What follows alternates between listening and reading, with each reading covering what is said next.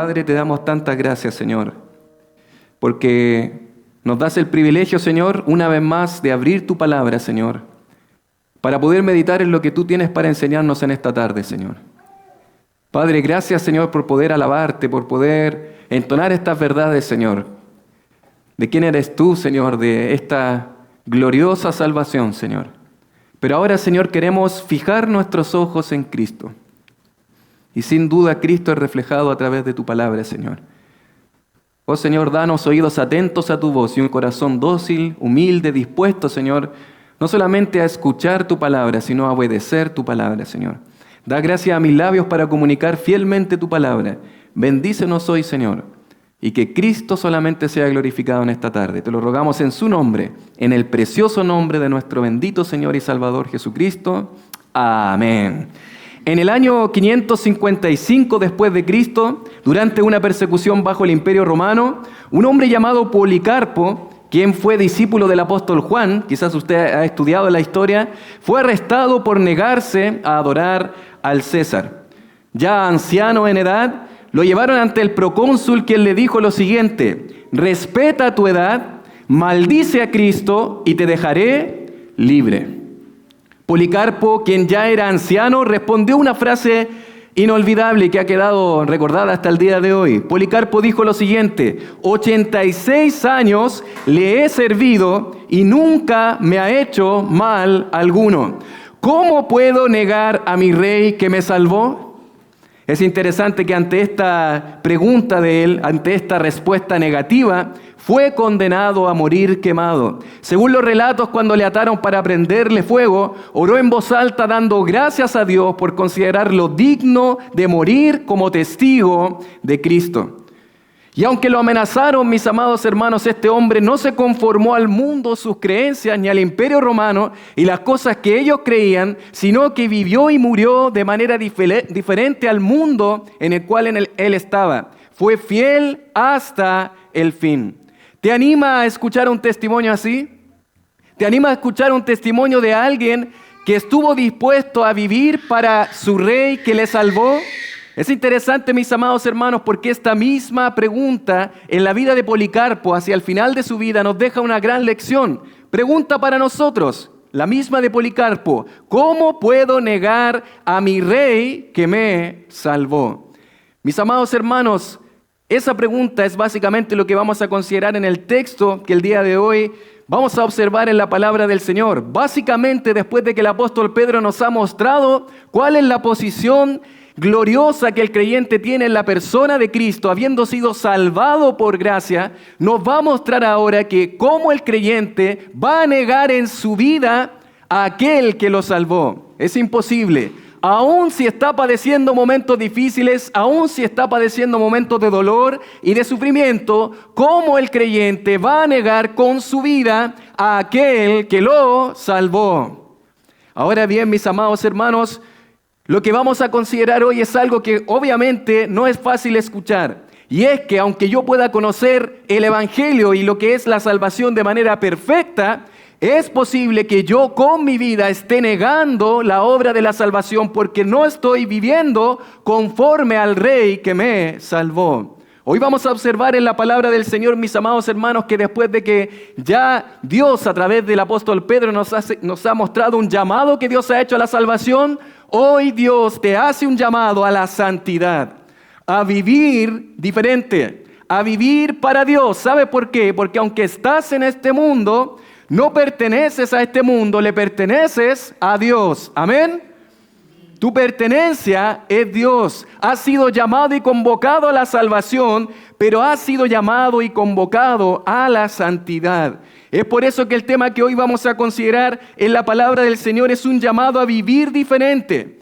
Es básicamente el tema viviendo diferente en un mundo indiferente. Viviendo diferente en un mundo indiferente a Dios, indiferente al Evangelio, indiferente a su palabra y que se opone al glorioso Evangelio de nuestro bendito Señor Jesucristo. Y quiero invitarle a abrir su Biblia ahí en Primera de Pedro, la primera carta de Pedro, capítulo 1, y hoy vamos a considerar los versos desde el 13 al 16. Primera de Pedro, capítulo 1, versos del 13 al 16, considerando el tema viviendo diferente en un mundo indiferente. Dice así la palabra del Señor, verso 13, por tanto, ceñid los lomos de vuestro entendimiento. Sed sobrios y esperad por completo en la gracia que se os traerá cuando Jesucristo sea manifestado. Como hijos obedientes, no os conforméis a los deseos que teníais antes, estando en vuestra ignorancia. Verso 15 dice, sino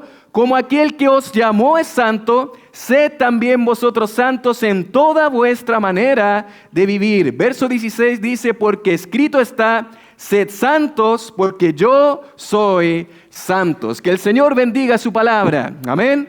Qué precioso texto. Es interesante, mis queridos. Hemos considerado hasta el verso anterior, hasta el verso 12, que el apóstol Pedro nos ha llevado a mostrar cuál es la posición del creyente en Cristo. ¿Por qué Pedro ha hecho eso? Porque recordamos que en el contexto los hermanos están padeciendo persecución, están siendo perseguidos, han dejado su patria, los lugares donde ellos vivían y están siendo dispersados en distintos lugares. Y a raíz de esto ha habido dolor, ha habido pérdida, han perdido familiares queridos, probablemente están viviendo en lugares incómodos, están sufriendo por su fe.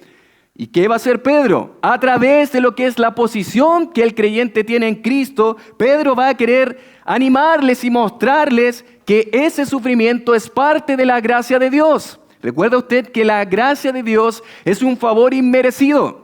Es decir, nosotros no hicimos nada para alcanzar el favor de Dios. Dios, de su gracia, un regalo eterno, inmerecido para nosotros, ha querido rescatarnos.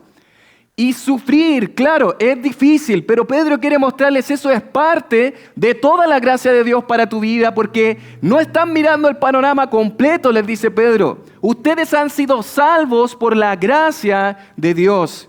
Es interesante, mis queridos, porque en el texto en el que estamos, si tú miras conmigo en el verso 13, nos dice, por tanto. Obviamente, esa conjunción nos lleva a unir dos porciones diferentes. El por tanto está uniendo lo que antecede con lo que ahora el apóstol Pedro quiere comunicar. Está diciendo, por tanto, por lo que yo he dicho anteriormente, ustedes deben vivir de esta manera. ¿Y qué es lo que el apóstol Pedro ha dicho anteriormente? Básicamente, en los textos anteriores hemos considerado cuál es la posición del creyente en Cristo. Si tú vas mirando el capítulo 1, verso 2, el apóstol Pedro ha dicho que ellos son elegidos. ¿Qué significa eso? Ustedes han sido amados por Dios. Interesante, mis queridos, que generalmente cuando estamos sufriendo, ¿qué es lo que pensamos? Dios ya no me ama.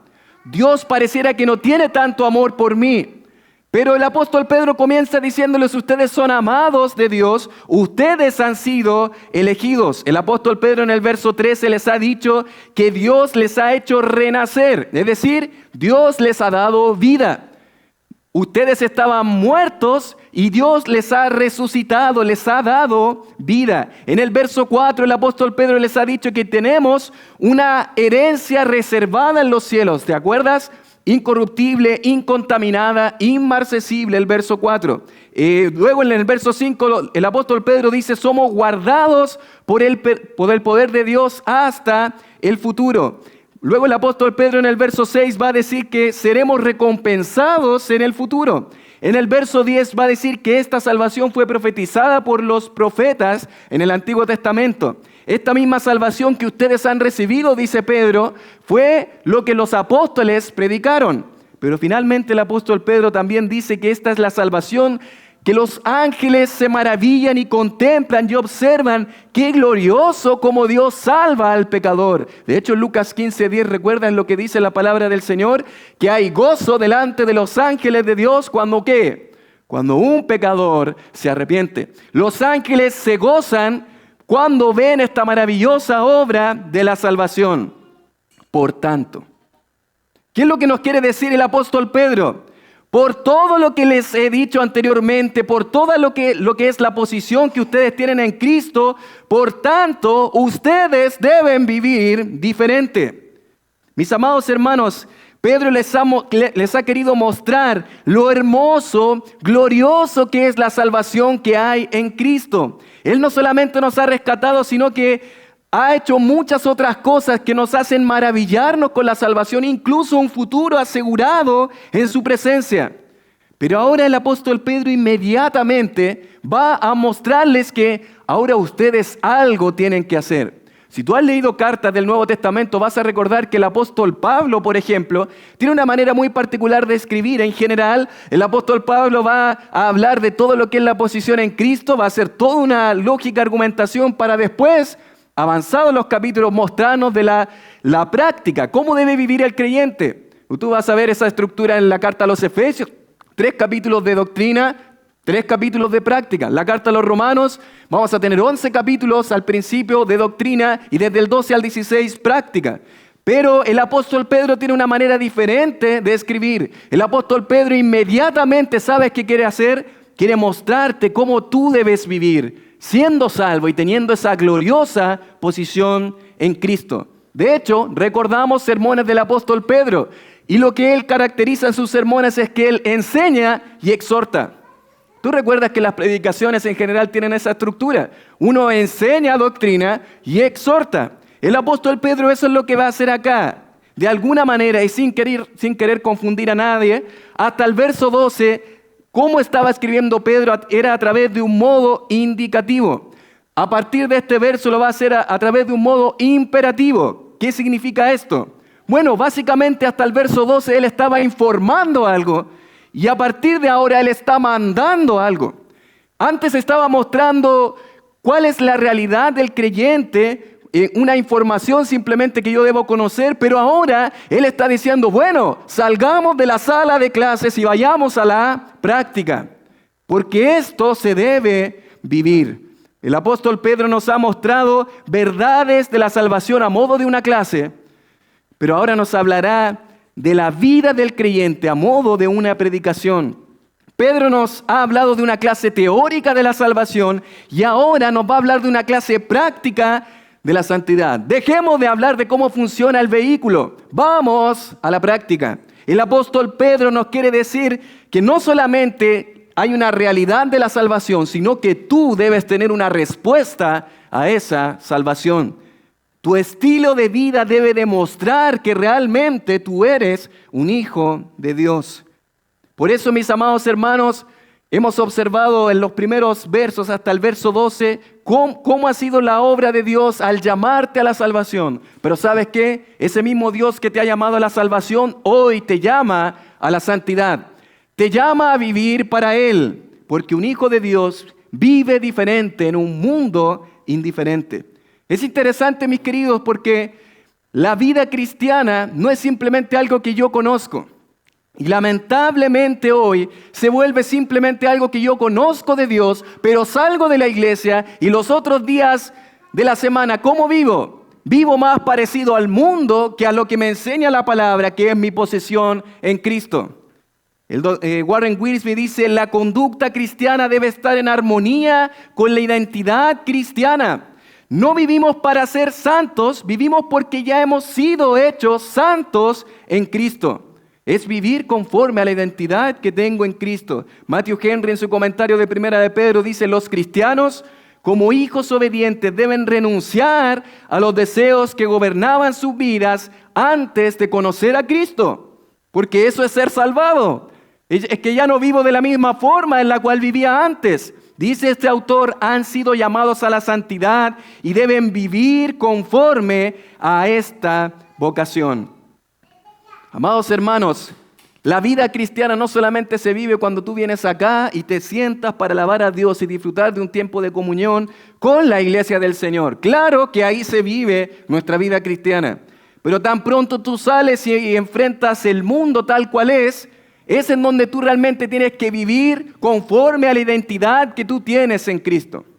Es por eso que el apóstol Pedro acá, si tú vas a observar, Pedro ya nos está informando algo. Hoy Pedro, a través de el Espíritu de Dios, te está mandando 5 exhortaciones generales que hace en esta carta. Ceñid los lomos, sed sobrios, esperad por completo, no os conforméis a los deseos y sed santos. Y todo esto tiene que ver con lo mismo. Vivir diferente en un mundo indiferente a Dios. Mis amados hermanos, a partir de todas estas exhortaciones vamos a a observar y vamos a agruparla en dos aspectos generales en los que nosotros debemos vivir de manera diferente. Dos aspectos generales en los cuales nosotros como hijos de Dios debemos vivir diferentes, porque Dios nos ha llamado a vivir de manera diferente a este mundo. Y yo quiero preguntarte, ¿te pareces más al mundo o te pareces más a un cristiano?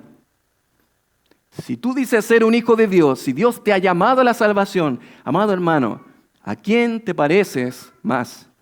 Vamos a observar en primer lugar, mis queridos hermanos, viviendo diferente. ¿En qué aspecto? El verso 13 nos va a enseñar viviendo diferente en nuestro pensar. Viviendo diferente en nuestro pensar. Dice el verso 13, la palabra del Señor de la siguiente forma: por tanto, ceñid los lomos de vuestro entendimiento, sed sobrios y esperad por completo en la gracia que se os traerá cuando Jesucristo sea manifestado. Viviendo diferente en nuestro pensar.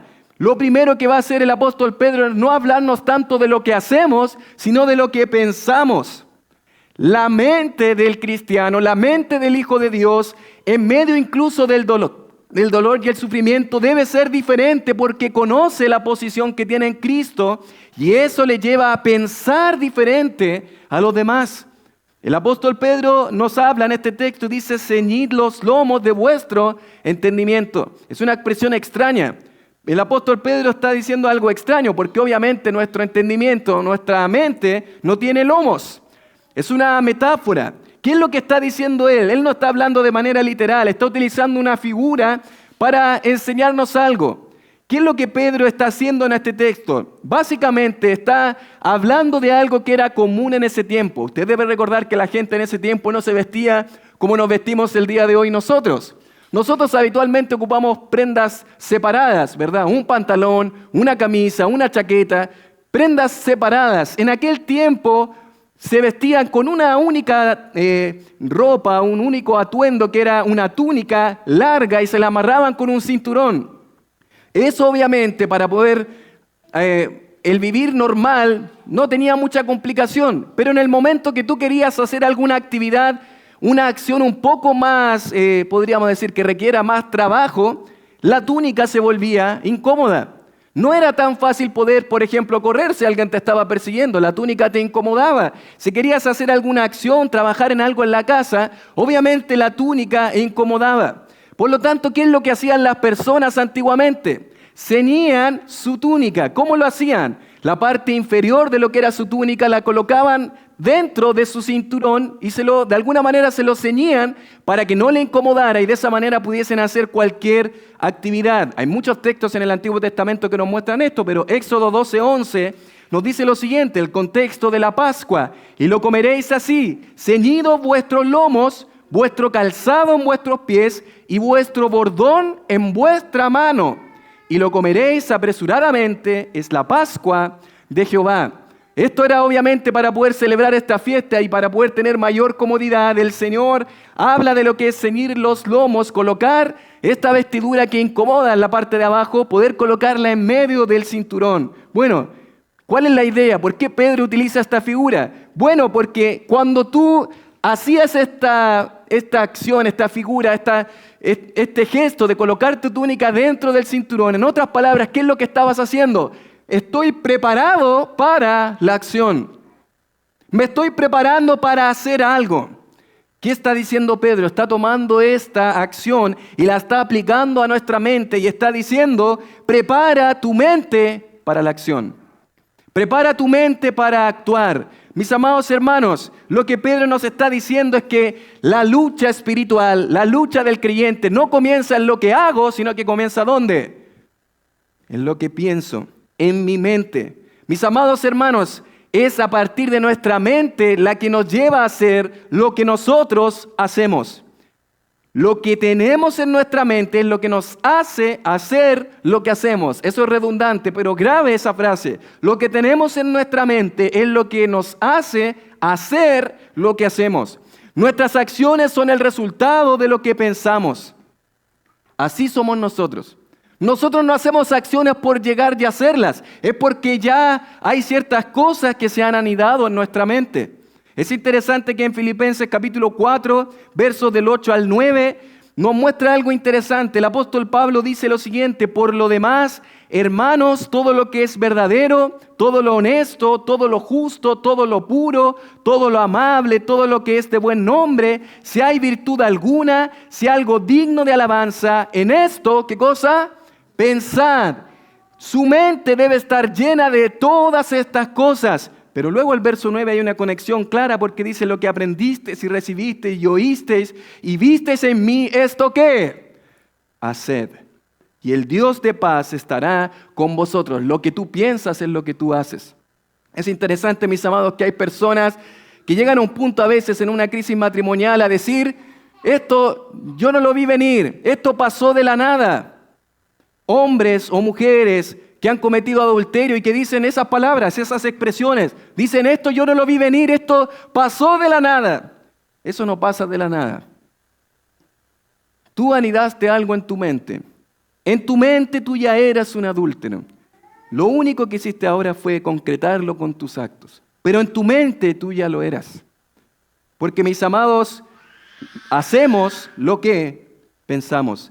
El pastor Randy Alcorn dice lo siguiente, mire lo que dice, es interesante: siembra un pensamiento y cosecharás una acción. Siembra una acción y cosecharás un hábito. Siembra un hábito y cosecharás un carácter. Siembra un carácter y cosecharás un destino. Amados hermanos, lo que yo pienso es lo que me lleva a hacer lo que hago. Mis amados hermanos, es interesante porque nosotros somos resultado de muchas cosas que hemos anidado en nuestra mente. Y lo que Pedro quiere decir es: preparen su mente. Esta posición que ustedes tienen en Cristo debe llevarles a pensar diferente en cuanto a la salvación y en cuanto a su santidad. Segunda a los Corintios 10:5 dice: derribando argumentos y toda altivez que se levanta contra el conocimiento de Dios y llevando cautivo todo pensamiento a la obediencia a Cristo. Eso debe ser tu mente. Nuestro primer campo de batalla, ¿qué es? Nuestro cerebro, nuestra mente, lo que nosotros pensamos. Desde ahí inicia todo. Mis amados hermanos, nuestra mente tiene tanto poder porque justamente cuando estamos impregnados de muchas cosas de este mundo, con las cosas que el mundo hace, voy a terminar haciendo lo que el mundo hace. Pero si mi mente está impregnada de Dios, de su palabra, de estas virtudes que hemos leído, voy a terminar haciendo la voluntad de mi Dios que me llamó. Hombres y mujeres que quieren dejar la avaricia, al mismo tiempo invierten su día en mirar imágenes de ropas, productos, artefactos, de último modelo, última tecnología. Al mismo tiempo que quieren dejar una práctica, alimentan su mente con esa práctica. Jóvenes que dicen querer dejar la pornografía, al mismo tiempo alimentan su mente con imágenes sensuales. Y dicen: pero yo quiero dejar de hacer esto. Pero es que no has dejado de pensar en eso. Y tú sigues alimentando tu mente y eso te lleva a hacer lo que haces. Y la pregunta para ti es: ¿está tu mente preparada para vivir de manera diferente a este mundo? ¿O tu mente está pensando en las mismas porquerías que el mundo piensa? ¿Tu mente marca una diferencia? ¿En qué piensas? Mis hermanos, es interesante. ¿Cuánto piensas en bendecir y servir a otros durante la semana? ¿Cuánto piensas en conocer más de la palabra del Señor? ¿Cuánto piensas en oración por otros en la semana? Lo más probable es que lo que más has pensado es en tus propios placeres y por eso haces lo que haces. Ahora hay dos cosas interesantes que incluye este texto acerca de preparar nuestra mente. Una cosa interesante es un pensar con enfoque. Dice el texto: sed sobrios. Un pensar con enfoque. Ser sobrio significa literalmente no intoxicarse, no perder el control con nuestros pensamientos. La sobriedad es justamente eso, es no ir a los excesos, es básicamente tener una mente enfocada, centrada, una mentalidad correcta, un equilibrio mental que no permite que el sistema pecaminoso de este mundo me atrape y se meta en mi mente. Habla de tener una mente clara, una mente despierta, una mente no sujeta a lo que este mundo quiere vender y ofrecer. Eso es alguien sobrio. Lo opuesto es básicamente aquel que recibe todo lo que está escuchando, ideologías, creencias, prácticas pecaminosas y las empieza a anidar en su mente. Esa es una mente desequilibrada, es que está recibiendo cosas de Dios, está recibiendo cosas del mundo y finalmente está llenándose de todo y obviamente en lo que más ocupas tu mente es lo que terminas haciendo. Una mente sobria es una mente enfocada, una mente centrada en Dios, una mente equilibrada. El apóstol Pedro va a repetir esta expresión en 2 textos después adelante, capítulo 4, verso 7. Va a decir más el fin de todas las cosas se acerca, dice, sed pues sobrios y velad en oración. Está muy ligado a lo que es estar despierto, estar alerta. Es que yo no voy y simplemente trago todo lo que me dicen y todo lo acepto como verdad. Usted recuerda que los niños justamente se caracterizan por eso. Yo le puedo dar un dulce y él puede creer de que es algo bueno, pero en definitiva hay algo malo dentro de eso y hay un veneno y él no lo va a saber y lo va a tragar. Y muchos cristianos viven así, tragando cosas de este mundo, creyendo que son buenas para ellos, cuando en definitiva están llenando su mente de puras porquerías de este mundo. Dice la palabra del Señor, sed sobrios, velad en oración. Al final de esta carta, capítulo 5, verso 8, dice, sed sobrios y velad, porque vuestro adversario, el diablo, como león rugiente, anda buscando a quien devorar. La idea de esto es mantenerse en vigilancia, es mantenerse atento, perfectamente atento, un pensar con enfoque. Trate de imaginar, mi querido hermano, si tú supieras esta misma noche que alguien va a entrar a tu casa y va a hacer daño a las personas que más amas. Las cosas materiales van a ser dañadas también, pero van a hacerle daño a las personas que más amas en tu hogar. ¿Podrías dormir durante esa noche? ¿Podrías estar tranquilo, despierto? ¿Podrías conciliar el sueño? Lo más probable es que estés sentado ahí frente a la puerta esperando, armado, para ver que alguien ingrese a tu casa. Amado hermano, así debemos vivir, así debe estar nuestra mente. Atenta, debe estar alerta, debemos estar atentos, despiertos, amados hermanos. Eso es un pensar con enfoque, estar sobrios. No creer todo lo que está ocurriendo, todo poder pasarlo por el filtro de la Escritura y de la Palabra de Dios. Pero otra cosa que nos enseña este texto es un pensar con esperanza. No solamente un pensar con enfoque, sino un pensar con esperanza. Es interesante que ahí en el verso 13 nos dice, después de que dice sed sobrios, dice esperad por completo en la gracia que se os traerá cuando Jesucristo sea manifestado. Es interesante esta expresión que utiliza el apóstol Pedro porque ya ha hablado de la esperanza. ¿Recuerdas tú capítulo 1, versos del 13 en adelante? Bendito sea el Dios y Padre de nuestro Señor Jesucristo que nos hizo renacer para una esperanza, ¿qué cosa? Viva. Los no creyentes, aquellos que no son hijos de Dios, siguen esperanzas muertas. Pero un hijo de Dios tiene una esperanza viva y ya Pedro lo ha mostrado. ¿Cómo? Hay un glorioso futuro para el creyente, mis amados. Un glorioso futuro que nos hace pensar en que en algún momento estaremos frente a nuestro Salvador. Eso, amados hermanos, debe mover la vida de un creyente.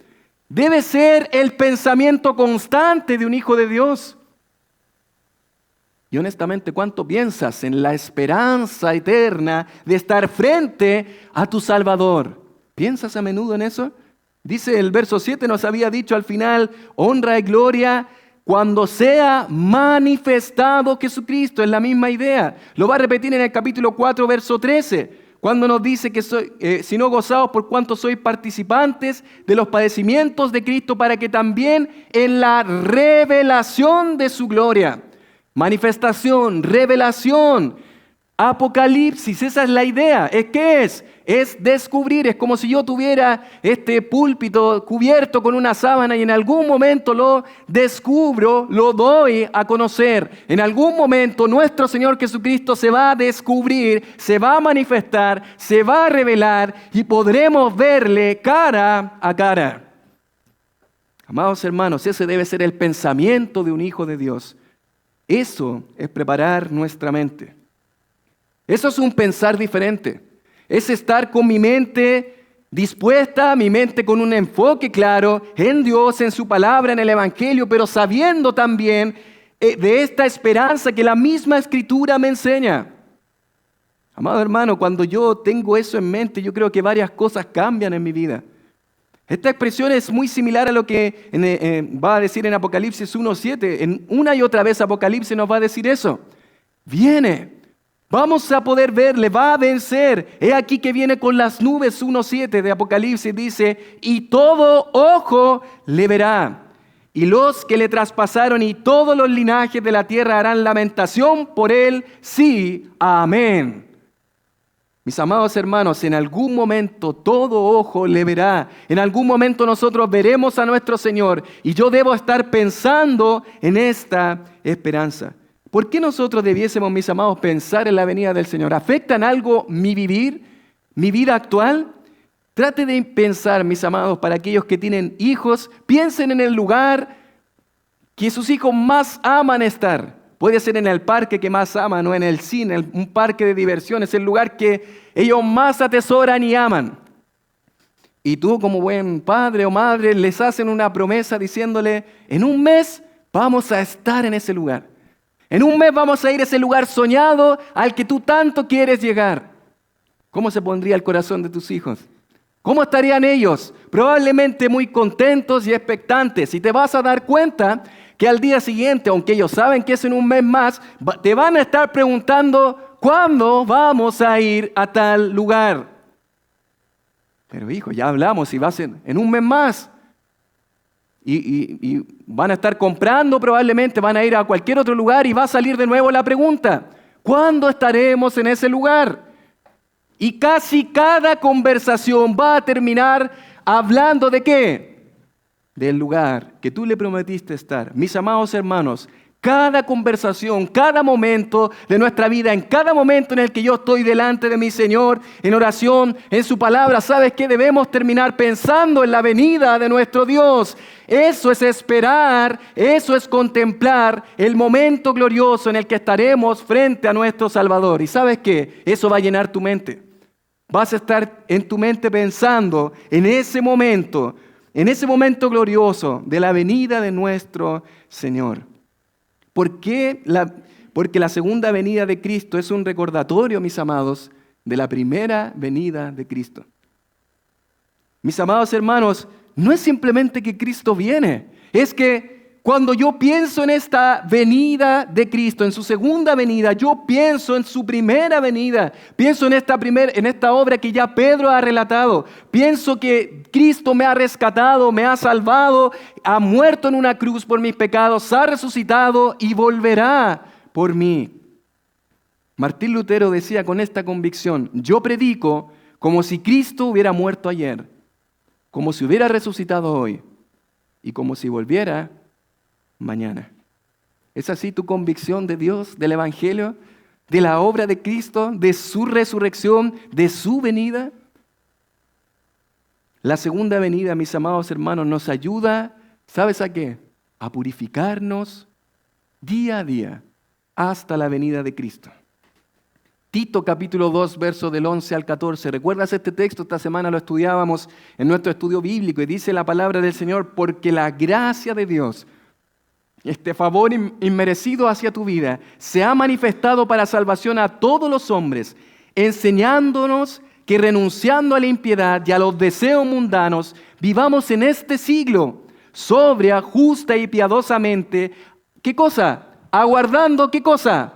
La esperanza bienaventurada y la manifestación gloriosa de nuestro gran Dios y Salvador Jesucristo. Amén. Quien se dio a sí mismo por nosotros para redimirnos de toda iniquidad y purificar para sí un pueblo propio, celoso de buenas obras. Amados hermanos, Esto es lo que nos lleva a nosotros a purificarnos día a día. ¿Qué es lo que dice Pablo a Tito? Les dice básicamente que Dios nos ha rescatado para renunciar a todas las cosas que nos ofrece este mundo, indiferente a Dios. Pero cuando yo pienso en Dios, en Cristo, en su venida, en esta esperanza, yo voy renunciando a todos los placeres que este mundo me ofrece, porque pienso en el placer más glorioso de estar frente a mi Señor. Amado hermano, si tu mente está puesta en la venida del Señor, debes hoy renunciar a tus deseos mundanos. Debes renunciar a todos aquellos deseos mundanos de los cuales Cristo ya te rescató. Renuncia hoy, amado hermano, a todos esos pensamientos inmorales que no glorifican a Dios.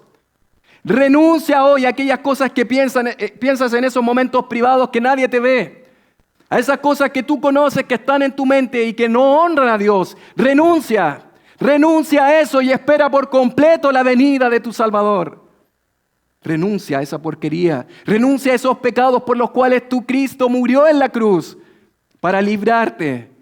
Renuncia, amado hermano, a todos esos pensamientos de envidia, renuncia a todos esos pensamientos de mentira, de maldad, de murmuración. Renuncia a aquellas cosas que entran en tu mente, que el mundo te vende y te ofrece y te dice esto es bueno, cuando tú sabes que lo más bueno es tu Salvador. ¿Esperas realmente la venida del Señor? ¿Esperas realmente la venida del Señor, amado hermano? Amado hermano, si es así, debes purificarte a ti mismo. ¿Recuerdas 1 de Juan 3, del 2 al 3? Amados, ahora somos hijos de Dios y aún no se ha manifestado lo que hemos de ser. Pero sabemos que cuando Él se manifieste, se descubra, seremos semejantes a Él porque le veremos tal como Él es. ¿Y qué dice el verso 3? 1 de Juan 3, 3. Y todo aquel que tiene esta esperanza en Él, ¿qué cosa? Se purifica a sí mismo, así como Él es puro. Alguien ilustró esto, lo que hace el Señor en nuestra vida hasta llegar ante su presencia, este proceso en el cual Dios nos va transformando. Lo ilustró a través de un hombre escultor. Y un día un joven caminaba por la ciudad y se detuvo fascinado frente a la obra de un escultor. En el centro del taller había un enorme bloque de mármol tosco e irregular. A un lado una figura parcialmente esculpida que comenzaba a emerger. ¿Qué vas a hacer con esa piedra?, preguntó el joven. ¿Qué es lo que vas a hacer? Por el momento no parece ninguna cosa. Él dice, este hombre escultor, voy a sacar de ella la imagen de un león. Respondió el escultor sin levantar su vista y siguiendo trabajando. ¿Y cómo sabes qué quitar?, insistió el muchacho. ¿Cómo puedes saber tú qué cosas quitar para que esta cosa pueda tomar la forma de un león? El escultor sonrió y dijo, eso es fácil, solo quito todo lo que no se parece a un león. Y mis amados hermanos, eso es lo mismo que hoy está haciendo Dios en nuestra vida. ¿Sabes qué está haciendo? Dios a través de su palabra, a través de su iglesia, a través de nuestro crecimiento espiritual, Él está esculpiendo y sacando todo aquello que no se parece a Cristo. Hoy parece una forma media extraña, pareciera que todavía no es como Cristo, pero estamos en ese proceso y está sacando todo aquello que no honra a Dios y que no se parece a Cristo. ¿Y qué está formando en ti? La imagen de Cristo. Y como dice este texto, en algún momento cuando estemos frente a nuestro Salvador, seremos semejantes a Él porque le veremos tal como Él es. Amén. Veremos a nuestro Señor, pero lo más glorioso es que seremos como nuestro Señor. Mis amados hermanos, eso es lo que debe mover nuestra mente. ¿Tienes realmente una mente preparada, mi querido hermano, delante del Señor? ¿Una mente enfocada? ¿Una mente con esperanza? ¿Qué tal tu mente hoy? ¿Tus pensamientos se parecen más a los pensamientos del mundo o se parecen más a Dios? ¿Tus pensamientos se parecen más a las cosas que pensabas antes y pareciera que ni siquiera has cambiado tu forma de pensar? ¿O tu mente está más llena de la palabra de Dios? ¿Sabes qué me entristece a mí? Muchas veces hay muchas personas que saben muchas cosas de memoria de películas, muchos creyentes, hijos de Dios, saben muchas cosas de películas, de fútbol, tantos datos, estadísticas, y muy pocos textos bíblicos de memoria. Y a veces nos excusamos, yo tengo mala memoria, y después los escuchamos y tienen buena memoria. Solo que han utilizado su memoria para las cosas de este mundo y no para llenar su mente de Dios. ¿Cuándo fue la última vez que memorizaste un texto bíblico, que memorizaste un capítulo, que memorizaste verdades de la Escritura? Eso es llenar nuestra mente con la palabra de Dios. Y si tú no la llenas con eso, otras cosas van a ocupar tu mente. Tus pensamientos están más centrados en Dios, en su salvación, en su palabra, en su obra, en el bien de otros. O tus pensamientos están más enfocados en tus placeres, en tus pecados, en tu satisfacción. ¿Es diferente tu mente? Incluso en medio del sufrimiento, amado hermano, ¿en qué has pensado? ¿Has pensado en las cosas de este mundo? ¿O has pensado en Dios, en su bondad, en sus atributos, en su soberanía? ¿Has mantenido tu mente enfocada y con esperanza? Mis amados hermanos, las Escrituras nos enseñan a partir de ahora, del verso 14, que no solamente Dios pone énfasis en nuestra mente, sino también en nuestra conducta. No solo en lo que pensamos, sino en lo que hacemos. Y eso nos lleva al segundo aspecto en el que debemos vivir diferentes en un mundo indiferente. Y es que debemos vivir diferente, no solamente, mis amados hermanos, en cuanto a nuestro pensar, sino que también tú y yo debemos vivir diferente en cuanto a nuestro actuar. Nuestra mente y nuestra conducta, lo que pensamos, lo que hacemos. Debemos vivir diferente en cuanto a nuestro pensar, pero debemos vivir diferentes también en cuanto a nuestro actuar. Mira lo que dice los versos del 14 al 16. Como hijos obedientes, no os conforméis a los deseos que teníais estando en vuestra ignorancia, sino como aquel que os llamó es santo, sed también vosotros santos en toda vuestra manera de vivir. En nuestra conducta, verso 16 dice, porque escrito está, sed santos porque yo soy santos. Amados hermanos, debemos vivir diferentes en cuanto a nuestro pensar, nuestra mente, pero también debemos vivir diferentes en cuanto a nuestro actuar.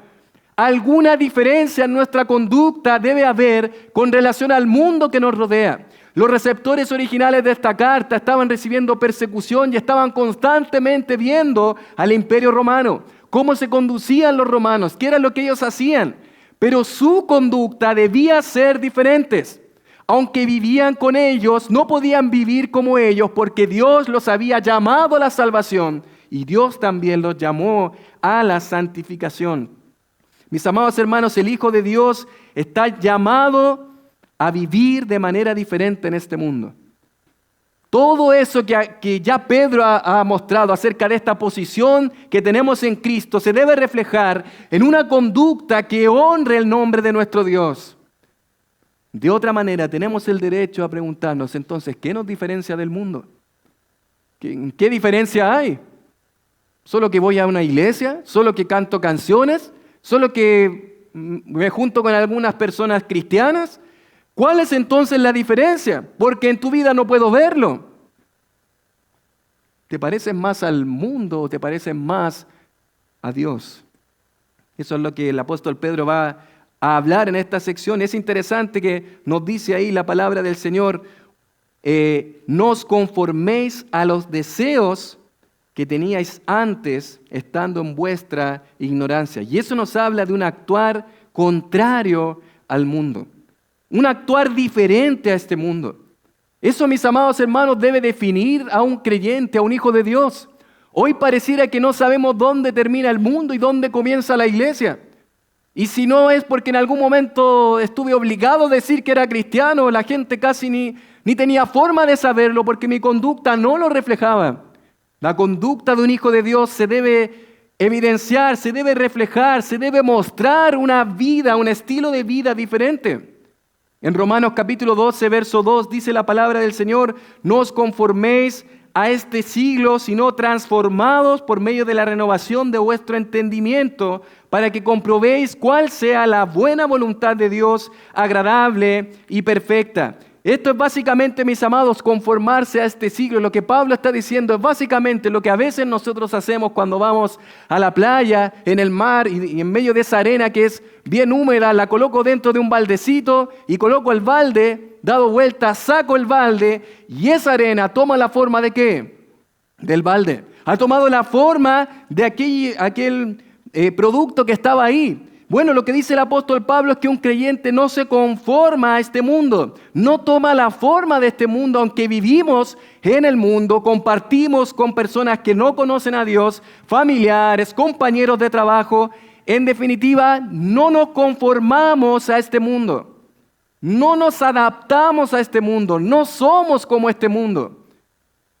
Amado hermano, tú debes vivir de manera diferente. Tú debes comportarte de forma diferente. Tú no debes conformarte a este mundo. Primera de Juan, capítulo 2, verso 15, dice: no améis al mundo ni las cosas que están en el mundo. Si alguno ama al mundo, el amor del Padre no está en él.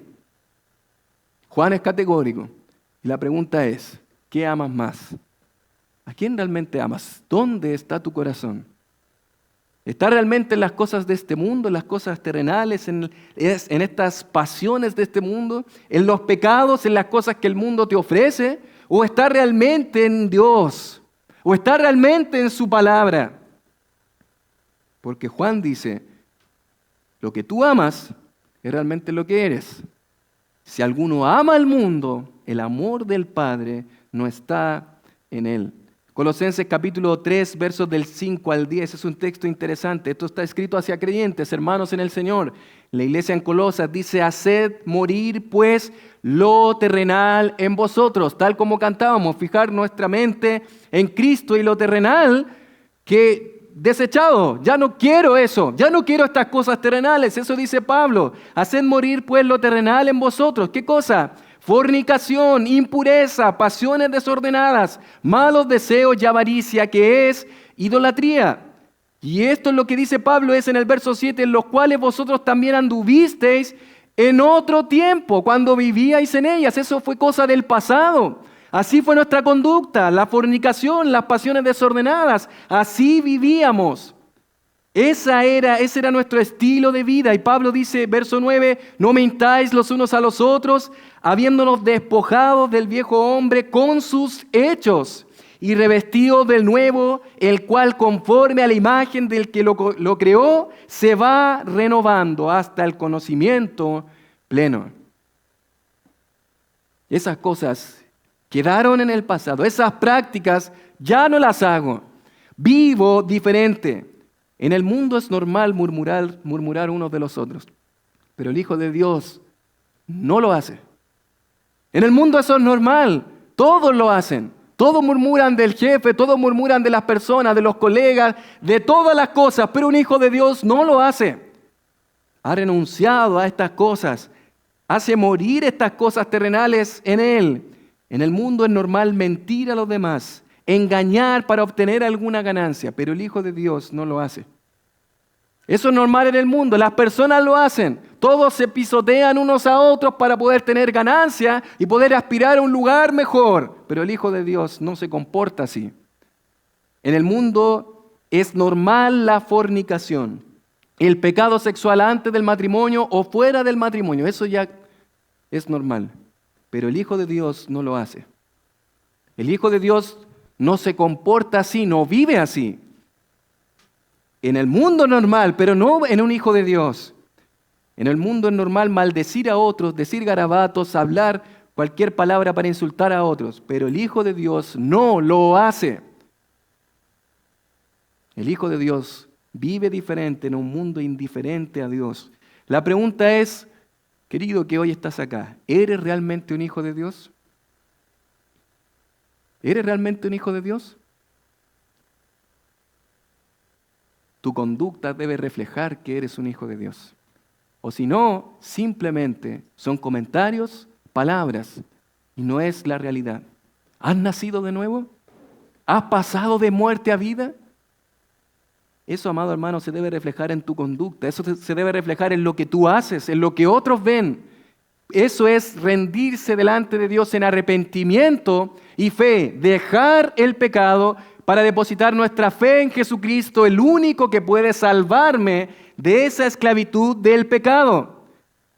Y vivo diferente, no se trata de manera perfecta, pero sí de una manera honesta delante de Dios. en la que poco a poco voy siendo transformado por Él y su palabra. Segunda a los Corintios 5:17. Generalmente citamos este texto, pero mis amados hermanos, a veces no es una realidad en nuestra vida. Dice, de modo que si alguno está en Cristo, nueva criatura es. Amén. Has tenido nueva vida, has nacido de nuevo, ya no estás muerto en tus delitos y pecados, has pasado de muerte a vida. Pero mira lo que dice, las cosas viejas pasaron, he aquí, todas son hechas nuevas. ¿Pero realmente pasaron esas cosas viejas? ¿O sigues viviendo en esas cosas viejas? ¿Estás realmente en Cristo? Y esto no se refiere a si es que estoy en la iglesia, si es que me congrego, si es que asisto. Te pregunto si es que estás realmente en Cristo. Porque, mis amados, muchos se van a ir al infierno sentados en una iglesia. Muchas personas van a estar lejos de Dios, incluso han hablado de Dios, han predicado de Dios. Y como dice Mateo capítulo 7, el Señor dirá, apartados de mí, nunca os conocí, nunca tuvimos una relación. Personas que incluso dijeron servir a Dios. Porque participar de una iglesia no es sinónimo de ser un hijo de Dios. Tu conducta, tu vida debe ser diferente. Pedro ya te ha dicho, la gloriosa salvación, pero ese mismo Dios que te llamó a la salvación, te llama a ser santo. ¿De qué manera? Bueno, no solamente un actuar contrario a este mundo, sino un actuar conforme a Dios. No es simplemente no vivir como el mundo vive. Porque hay muchos que dicen, no voy a vivir como este mundo, y van como ermitaños, como gente monástica, ¿verdad? A vivir apartados porque dicen, yo no quiero contaminarme, y esa no es la idea. El mismo Señor, en Juan capítulo 17, Él dijo, yo no ruego que los quites del mundo, sino que los guardes del mal. La solución no es salir del mundo. La solución es vivir de una manera diferente, conforme a la posición que tenemos en Cristo. Actuar conforme a Dios, actuar contrario al mundo, pero actuar conforme a Dios. Y he dicho una y otra vez la palabra santidad. ¿Y qué significa eso? Básicamente habla de cortar, de consagrar. Las cosas en el Antiguo Testamento que eran santificadas para Dios en el templo, eran cosas que se ocupaban únicamente para eso. Cortadas, apartadas para Dios, no para otras cosas, solo para Dios. Para aquellos hermanos, hay varios en nuestra iglesia que trabajan en el área de la salud. Ustedes saben que implementos que se utilizan para alguna cirugía, para cualquier tipo de operación, alguna cirugía menor, deben estar esterilizadas, deben estar consagradas para algo en particular. Y eso era lo que se hacía con los elementos del Antiguo Testamento, eso se hacía con las personas que servían a Dios.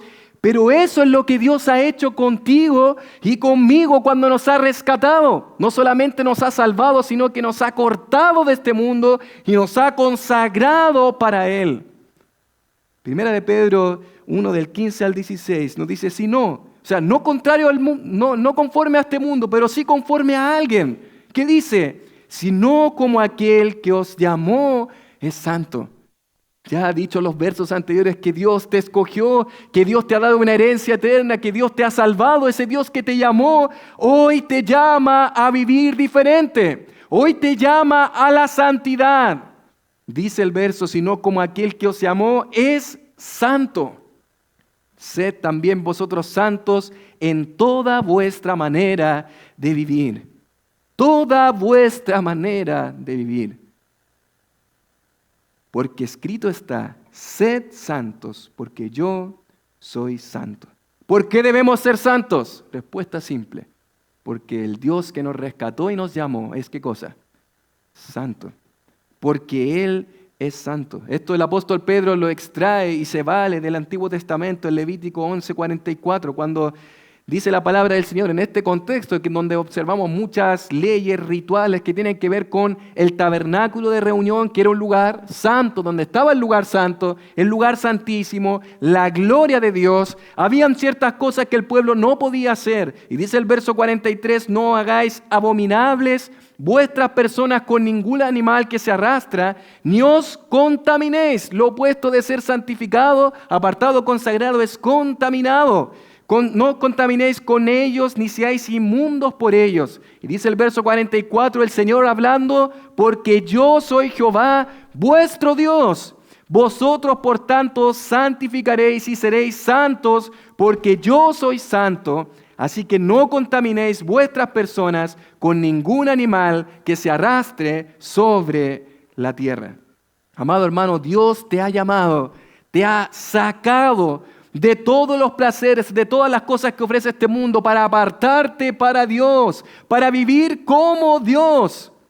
¿Recuerdas a Isaías, en Isaías capítulo 6, cuando él observa la gloria, el trono de Dios, los serafines cantando, Santo, Santo, Santo, Jehová de los ejércitos, toda la tierra está llena de su gloria? Pero al mismo tiempo él observa su inmundicia, su pecado y dice, ay de mí que soy hombre pecador, porque siendo un hombre inmundo de labios han visto mis ojos al Rey. Pero ahí observamos en ese mismo texto que el Señor le dice que es quitada tu ¿qué? Tu culpa. Eres limpio de tu pecado. Mis queridos hermanos, solo podemos estar frente a la presencia de Dios si realmente somos santos como Él. Y la pregunta es, ¿cómo vives, amado hermano? ¿Qué haces en tu vida? ¿Podemos ver en tu vida reflejado a alguien que vive como Dios, que vive para Dios? ¿Una vida diferente? ¿Una vida diferente a los vicios, a las prácticas que este mundo nos ofrece? Mi querido, ese mismo Señor y Salvador de Isaías, ese mismo Señor es el que está ahora disponible para ti, su gracia, su perdón. Porque nuestro Dios es tan hermoso que si hoy te humillas delante de Él y clamas por su perdón, Él te va a perdonar. Él te va a limpiar. Y dice la palabra del Señor ahí en 1 de Juan 1:9 que si confesamos nuestros pecados, Él es fiel y justo para perdonar nuestros pecados y limpiarnos de toda maldad.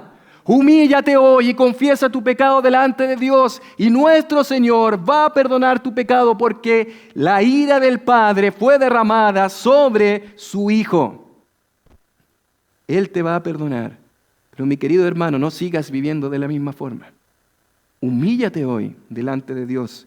Tú has sido llamado a la santidad, has sido llamado para Dios. Debes vivir diferente. Debes vivir diferente en un mundo que es indiferente a Dios. En Josué capítulo 3, verso 5 es interesante. Un libro que habla del servicio a Dios. ¿Sabes qué? Yo quiero dirigirme a ti que probablemente sirves a Dios. ¿Sabes qué? Tú puedes hacer muchas cosas, pero si no te santificas para Dios, si no vives en santidad para Dios, nada de lo que hagas va a ser agradable a Dios. Josué 3:5, Josué le dijo al pueblo, santificaos porque Jehová hará ¿qué cosa? Maravillas entre vosotros. ¿Qué nos enseña esto? Sin santidad no hay servicio. Josué le dice al pueblo de Israel, ¿quieren servir a Dios? Sirvan a Dios, pero santificaos. Santifíquense, conságrense a Dios, vivan una vida que honra a Dios, quiten toda la inmundicia y sirvan a Dios. ¿Cuántas cosas de las que has hecho para Dios en realidad han estado contaminadas por tu pecado de la semana? ¿Cuántas cosas que has hecho realmente no han honrado el nombre de Dios porque realmente no te has santificado delante de Él? Él no se va a ver agradado de ese servicio, Él no se va a ver agradado de un vaso sucio, porque Dios utiliza vasos limpios para su gloria. Si tú dices, mi querido, ser un hijo de Dios y tener una relación con Él, sabes que te dice la palabra de Dios a ti, debes ser santo como Él es santo.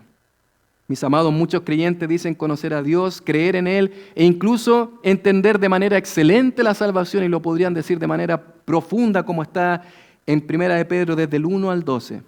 Pero si no viven conforme a lo que profesan, eso demuestra que en realidad no son hijos de Dios. Un hijo de Dios vive diferente en un mundo indiferente. Vive diferente en cuanto a su pensar. Vive diferente en cuanto a su actuar. ¿En qué piensas? ¿Qué haces con tu vida? ¿Cómo debemos vivir en relación a la salvación que hemos recibido? A esta preciosa salvación que Pedro ha relatado en los versos anteriores. Viviendo diferente en nuestro pensar. Una mente consagrada a Dios, pero también viviendo diferente en nuestro actuar, una conducta consagrada a Dios. Es interesante que Policarpo, con quien comenzamos hablando, vivió diferente en un mundo completamente hostil e indiferente a Dios. Su ejemplo nos recuerda que vivir en santidad, con una mente firme, con una conducta santa, tiene un costo, pero también tiene una gloria eterna. Dios no nos llama a encajar en este mundo.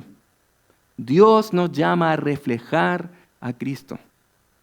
No a ser moldeados por este mundo, no encajar en grupos de este mundo, no vernos parecidos al mundo, sino, mis amados hermanos, vivir diferente en este mundo indiferente a Dios. Así como Policarpo y muchos antes y después de él. Amado hermano, que tu vida refleje estas palabras de Policarpo que dijo al final de su vida: soy de Cristo y viviré como tal. Te hago la pregunta, ¿eres de Cristo? Amado hermano, si tú eres de Cristo, vive como tal. Vive diferente en un mundo indiferente. Vamos a orar a nuestro Dios.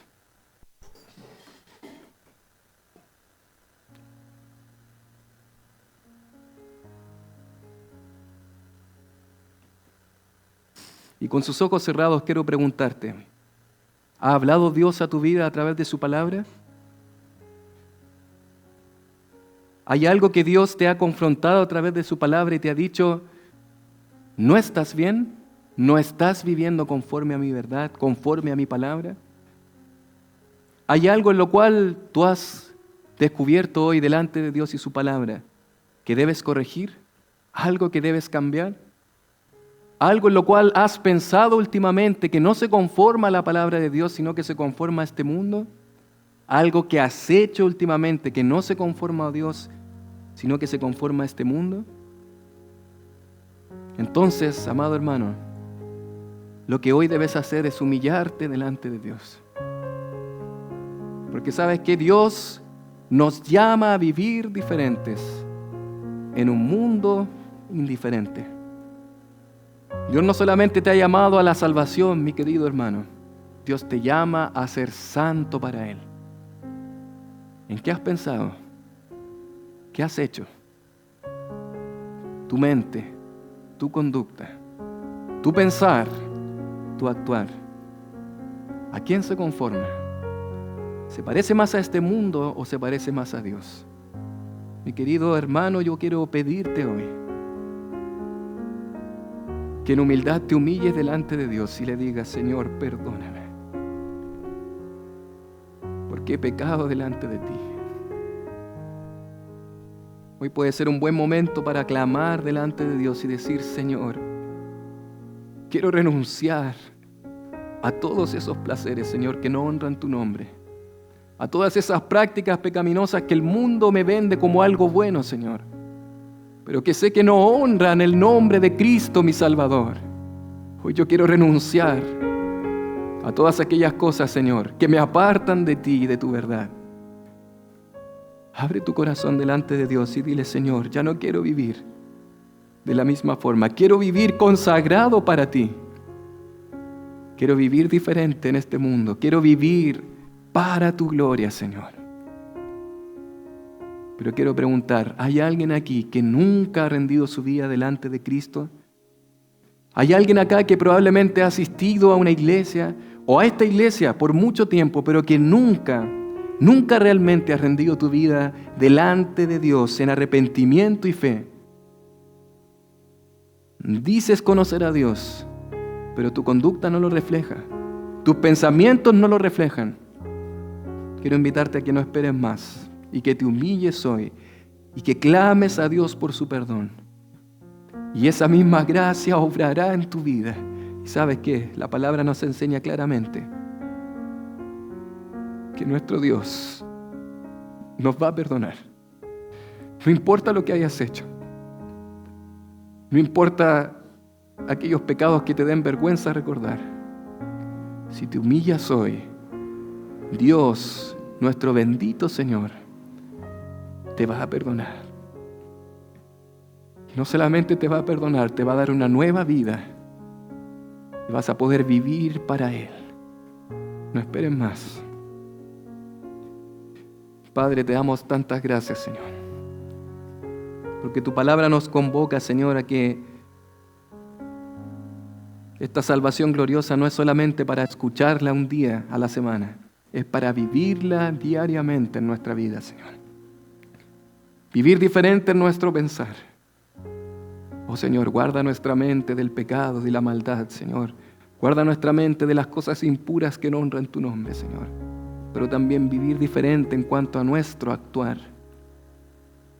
Padre, líbranos de tantas cosas, Señor, que muchas veces hacemos de manera normal porque este mundo las hace.